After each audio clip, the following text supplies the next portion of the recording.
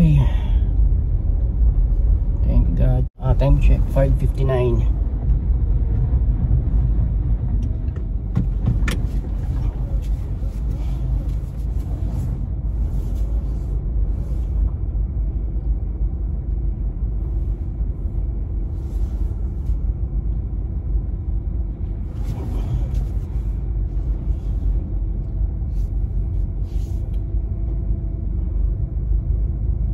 Okay. Sakto lang yung dating. Makulimlim na umaga.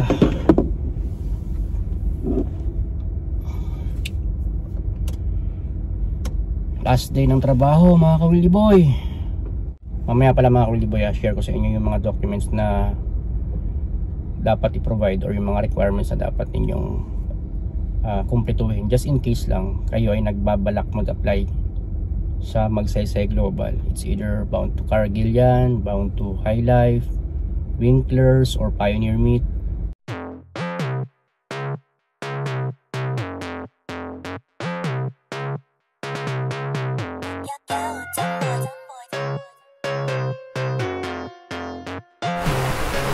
What's up mga ka-Wildy Boy? Kamusta mga kababayan? Welcome sa aking channel. Ako nga pala si Wildy, isang Filipino butcher galing sa Golden Horizon Agency. Kung may katanungan ka, huwag kang magkatubili, i-ask me. Basta click like and subscribe, then share mga video ko sa YT. What's my name? Wildy. Wildy. Wildy Boy. What's my name? Wildy. Wildy. Wildy Boy. What's my name? Wildy. Wildy. Wildy Boy. What's my name? Wildy. Wildy. Wildy Boy. That's my name.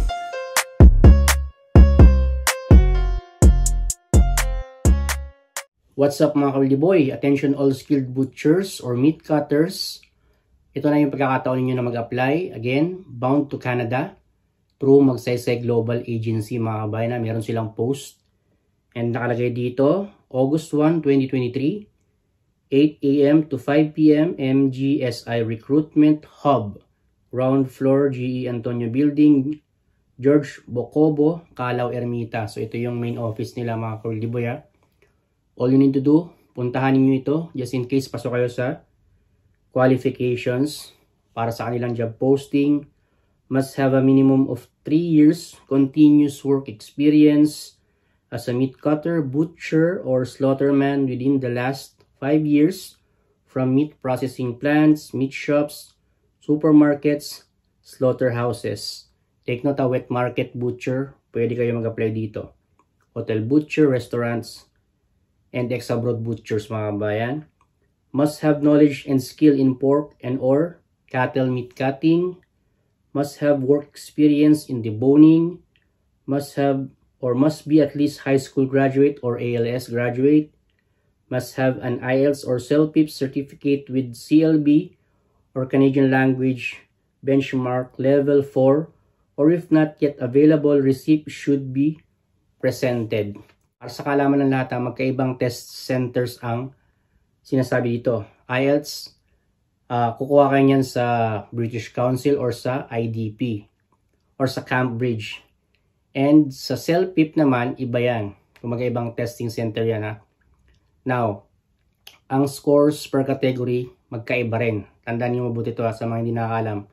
If sa CELPIP kayo, magti-take ng English Proficiency Exam, 4.0 in all categories. Speaking, writing, listening, and reading. 4.0, hindi overall band score. Now, if sa British Council or sa IDP kayo, that's IELTS.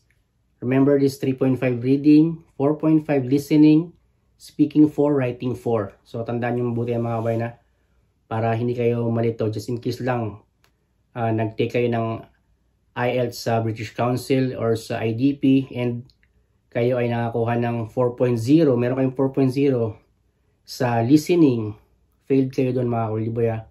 Kasi sa listening ng IELTS, kinakailangan 4.5 ang inyong scores per score per category. Tandaan nyo mabuti yan mga ka-Wildy Boy. Now, for other job positions, kindly visit our portal www.magsaysaygglobal.com. So, meron din silang ibang mga job position mga ka-Wildy Boy. So, nakalagay dito mga ka-Wildy Boy yung mga qualifications, and syempre dapat daladala nyo na rin yung mga requirements ninyo, lalo-lalo na passport, certificate of employment, NBI, of course, updated dapat lahat yan. And if meron kayong SSS records or mga tinatawag na static information, SSS premiums, employment history, so pwedeng screenshot yun mga kuliboy ha. And syempre yung high school diploma, kung meron kayong Form 137, dalhin nyo na rin. Just in case lang hanapin sa inyo, if kayo ay college graduate, transcript of records, and just in case lang hanapan kayo ng meron kayong vaccination card, magdala na rin kayo mga kuliboy kasi usually hinahanap nila yun eh. So yun mga kababayan ha, tandaan nyo mabuti, ang Magsaysay Global merong 4 na employers sa bansang Canada na active na kumukuha ng mga skilled butchers sa Pilipinas. Cargill, High Life, Winklers, and Pioneer Meat mga kuliboy. Napakarami tayong mga kababayan na na-deploy na dyan. Kaya just in case lang nag-fail ka sa isang client or sa isang employer, maaari kayo nilang i-turn over sa iba pa. Just in case may mga bakante at kayo naman ay pasok sa qualification. Especially if meron kayong ready IELTS mga kabayan. Okay mga kuliboy, just in case lang meron na kayong video presentation na kayo ay nag-perform ng deboning, kayo ay nagpa-fabricate, or kayo ay nag-breakdown ng carcass, baka ba or baboy, well, advantage yan. And I suggest, gumawa kayo ng YouTube account para pwede nyo i-forward na lang yung link sa agency just in case hingin nila, or i-ano nyo sa memory card nyo para pwede nyo ilagay sa USB. So pwede nyo lang tignan din yung inyong video doon. And syempre, as much as possible, maging convincing yung video nyo. Meron akong mga content about paano gumawa ng convincing video presentation, lalo-lalo na kung magpa-perform ka ng deboning skills. So may mga videos ako about that. Stay healthy, and kinakailangan ipasa ninyo yung initial interview. Of course, pupunta kayo doon, interviewin kayo. It's either situational, tell me about yourself, why should we hire you, why do you want to work in Canada, so on and so forth. May mga videos ako about paano pumasa sa initial interview, employer's interview. Just in case kayo ay ex-abroad, make sure lang na makapag-provide kayo ng police clearance certificate mga kabayan sa bansang pinanggalingan ninyo. So yun, basta dalhin niyo yung mga documents nyo. May training certificate kayo, NC2, slaughtering operation, meron kayong training certificate sa meat cutting, dalhin niyo yan mga kabayan, at kung ano-ano pang mga certificates na related sa pagiging butcher or meat cutter or slaughterman. So yun mga kuliboy, I hope nagustuhan nyo yung video na to. Syempre kung sakasakaling nakatulong sa inyo, don't forget to give a thumbs up, and kung bago ka pa lang sa aking channel, huwag mo kalimutan mag-subscribe and click mo notification bell para lagi kang updated sa mga bagong job opportunities, buhay FW, buhay butcher na aking na-upload. Consistency, patience, and have a positive mindset. Samahan mo ng diligence mga kabayan.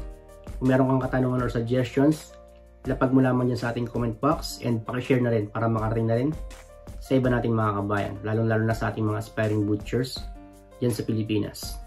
And kung meron pa kayong ibang mga katanungan, pwede nyo rin akong i-message sa aking Facebook page or sa aking Facebook personal account. Well, lapag nyo naman yung mga katanungan, at as long as ako ay may free time, sasagutin ko yan mga kabayan. So yun, shoutout nga pala kay Benjamin Poblete at kay Rodel Amay. Shoutout sa inyo guys, and keep safe always mga kabaro. God bless. See you in my next video. Bye bye mga kabayan.